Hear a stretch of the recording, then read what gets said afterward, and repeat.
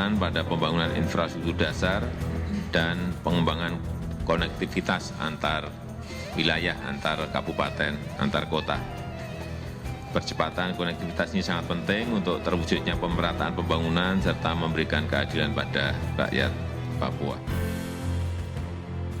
Ini sudah kita tembus semua 945 km ya? Ya, itu yang sampai 2014 belum tembus. Yang pada sampai 2014 belum tembus 945 km, sekarang sudah kita tembus. Oke. Jadi kalau di Papua itu Trans Papua 3.500, kemudian yang perbatasan 1.000 km.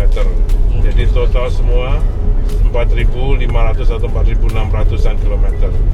Dari Trans Papua 3.500 pada saat 2015 itu ada 945 km yang belum tembus. Ini sekarang sudah tembus. Sedangkan yang di perbatasan sekarang dari 1.100 km itu yang belum tembus 179. Rakyat Indonesia, terutama oleh rakyat Papua, karena ini adalah pintu masuk yang paling dekat ke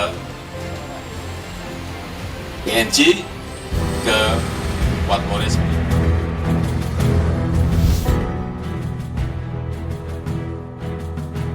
Wow, bukit hingga rimba ditembus demi jalan Trans Papua.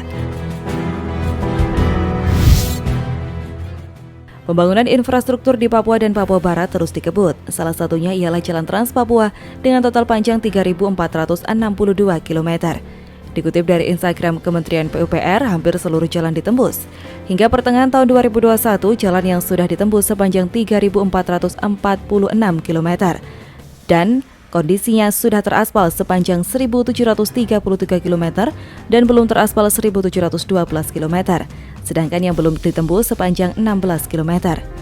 Pembangunan infrastruktur di Papua dan Papua Barat bertujuan untuk menekan angka kemiskinan, mengurangi indeks kemahalan, dan mendukung pemerataan pembangunan infrastruktur. Adanya Jalan Trans Papua diharapkan membuka keterisolasian wilayah dan meningkatkan konektivitas. Selain itu, Kementerian PUPR juga membangun jalan perbatasan di Papua dengan total panjang 1.098 km. Saat ini sepanjang 931 km telah tembus dengan kondisi 756 km teraspal. Direktur Jenderal Bina Marga Kementerian PUPR Hedi Rahadian mengatakan saat ini proyek tersebut difokuskan pada Jalan Jayapura Wanena. Pihaknya mengatakan progres jalan saat ini belum utuh seluruhnya. Ada yang masih berupa gradasi, aspal, dan tanah. Akan tetapi, dia menegaskan jalan tembusan program Nawacita Presiden Jokowi itu tinggal beberapa kilometer lagi. Dalam pembangunan ada beberapa kendala teknis, beberapa kilometernya karena ada yang gradasi, ada yang sudah diaspal, masih ada yang tanah. Dari segi anggaran, kata dia, seluruh daerah dinilai strategis termasuk Wamena yang dapat menekan biaya logistik. Itu pun menjadi tujuan dengan adanya pembangunan infrastruktur jalan. Selain itu, fokus garapannya kali ini akan ditujukan pada koridor jalan mengingat adanya persoalan keamanan di sana. Di samping di sana juga ada masalah keamanan, kita ingin lebih fokus yang penting tembus dari satu koridor dulu, ujarnya.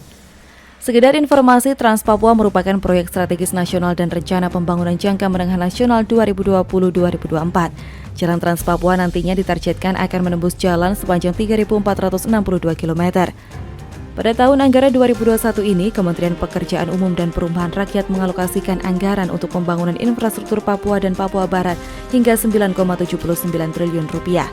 Anggaran sebesar itu dibagi untuk Provinsi Papua sebesar 6,12 triliun rupiah yang akan digunakan untuk bidang SDA sebesar 670 miliar rupiah, jalan dan jembatan 4,46 triliun rupiah, permukiman 650 miliar rupiah, dan perumahan 330 miliar rupiah. Sementara untuk Provinsi Papua Barat sebesar 3,67 triliun rupiah yang digunakan untuk bidang SDA 600 miliar rupiah, jalan dan jembatan 2,54 triliun rupiah, permukiman 320 miliar rupiah, dan perumahan 200 miliar rupiah.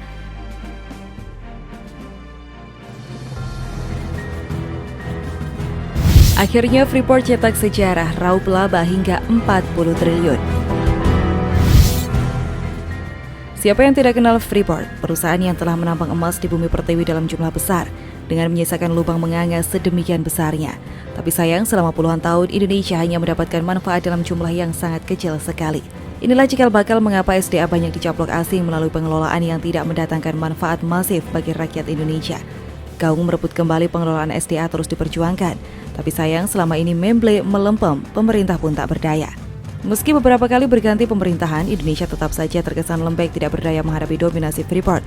Freeport awalnya bernama Freeport Sulfur nyaris bangkrut di tahun 1959 karena di negara Kuba terjadi pergantian kekuasaan yang bernama Fidel Castro, pemimpin yang baru, menasionalisasikan seluruh perusahaan asing di negeri tersebut.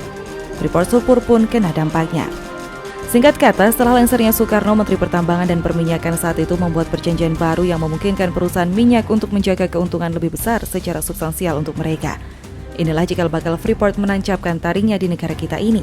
Melalui Undang-Undang Nomor 1 Tahun 1967 tentang penanaman modal asing pada 7 April 1967, pemerintah Indonesia melakukan penandatanganan kontrak izin eksploitasi tambang di Irian Jaya dengan Freeport. Sudah tahu kan Freeport ada di Indonesia di era siapa? Soeharto. Ingat itu baik-baik.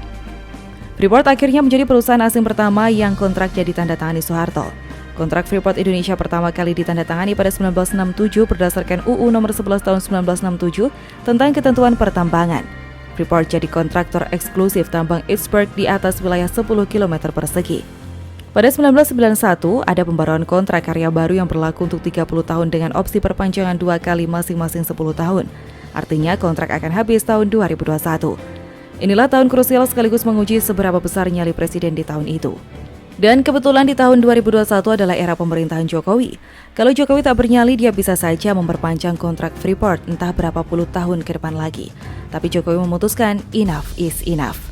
Mimpi Jokowi menjadikan negara ini mandiri dan berdaulat atas kekayaan dalam negeri membuatnya berani mengambil alih semua pengelolaan yang strategis. Freeport adalah pembuktian pertama. Indonesia akhirnya berhasil memiliki 51% saham Freeport.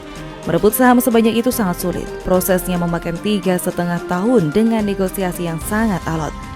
Jokowi pernah mengatakan selama puluhan tahun Indonesia hanya mendapatkan penguasaan sebesar 9%. Bukan hanya Freeport, Jokowi juga membuktikan nyalinya dengan merebut kembali Blok Mahakam yang sebelumnya dikelola Prancis dan Jepang. Tapi sayang, akuisisi Freeport ini tidak disertai dengan dukungan dari sebagian orang. Jokowi pun tidak tinggal diam karena tidak tahan terus disebut antek asing. Dia mengatakan di saat pemerintahannya berhasil negosiasi banyak yang ribut. Sementara 40 tahun terakhir Indonesia cuma punya saham 9,3% tapi tidak ada yang bersuara. Ternyata sekarang ini Freeport cetak sejarah. Menteri BUMN Erick Thohir mengatakan laba bersih Freeport tahun ini diproyeksikan akan melonjak 300% menjadi 40 triliun rupiah dari tahun lalu sebesar 10 triliun rupiah. Dari sisi pendapatan pun diperkirakan naik 100% dibandingkan tahun lalu. Pendapatan Freeport pada tahun ini bisa melonjak menjadi 105 triliun rupiah dari tahun lalu sebesar 50 triliun rupiah. Spektakuler. Coba bayangkan kalau dulu Freeport dikelola oleh Indonesia, berapa banyak uang yang bakal masuk ke negara ini? Kenapa baru sekarang? Bukan hanya itu, lebih hebatnya lagi Jokowi beberapa waktu lalu melakukan groundbreaking smelter Freeport di Gresik yang merupakan smelter terbesar di dunia. Smelter ini dibangun dengan investasi 42 triliun rupiah yang fungsinya sebagai pemurnian tembaga yang menghasilkan katoda tembaga. Smelter ini juga digunakan untuk pemurnian logam berharga yang menghasilkan emas, perak, dan logam berharga lainnya. Diprediksi bisa menghasilkan rata-rata 35 ton emas per tahun yang nilai transaksinya sampai 30 triliun rupiah.